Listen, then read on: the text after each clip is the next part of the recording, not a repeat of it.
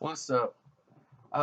Everybody's been talking about this all morning. I don't know why, but I told you guys this was going to be the case a week ago.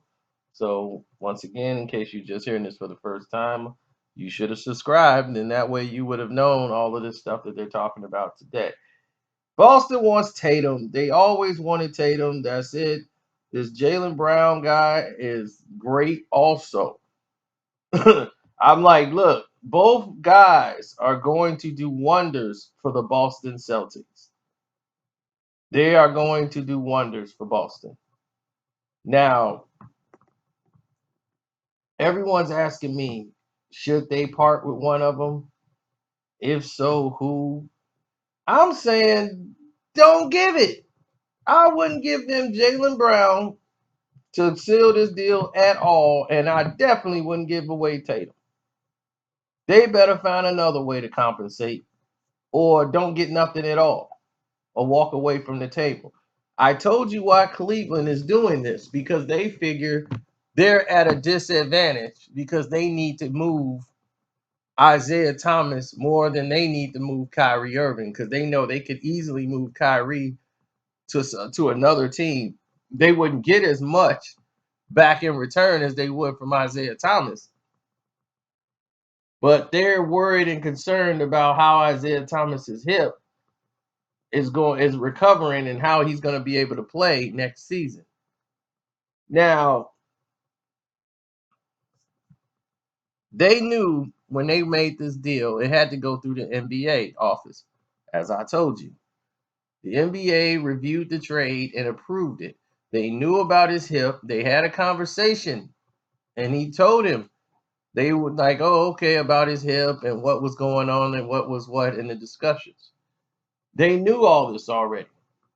So now, after reviewing his hip, they want to come back to the table and ask for more because they realize with the burning of the jerseys and all the bad blood that happened with the fact that his sister just passed and Isaiah Thomas kind of feel betrayed because nobody was really informing him that he was in a position to be traded.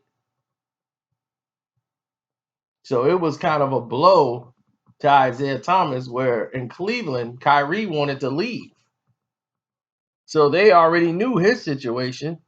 So when Isaiah Thomas came in and he's like, oh man, I've been traded, now it's a blow. He's not going to want to really play for Boston because of how the deal went down, and how everything went. So Cleveland feels like we have the upper hand to squeeze. And that's what they're doing right here. It's business, but to me, it's shady business. I don't like to operate on those parameters. They might do it. Other people might do it, and God bless them. I just don't operate or move in those type of parameters as far as me having morals. But hey, it's what's best for the team of Cleveland. Why not? The only thing they could tell you is no, right? But they're willing to risk it, and hopefully Boston give them another draft pick because it might not be Tatum or Jaylen Brown. I know Tatum's not going nowhere. They're not giving up Tatum. Period. And they definitely shouldn't give up Jaylen Brown. Jaylen Brown is way too good for them to give up. And I think the both of them, your young nucleus, they're going to do very well in the NBA playing together as a team. Those two are very complementary to each other.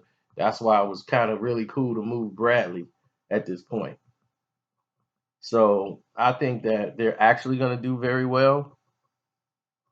And I think they should give up nothing, not even for the gaming fee. I mean, that's my opinion. I mean, who knows what Boston's gonna do? Because a lot of people gonna be like, you can't bring Isaiah back, and then who you gonna trade Isaiah Thomas to now? Because now you really got to move him. If you do say no, you got to be talking to some people that's willing to take Isaiah Thomas, and then they're gonna look at this deal like, well, if Cleveland passed on him for Kyrie Irving, how messed up is his hip? So now they really damaged and sabotaged everything about him in the first place. So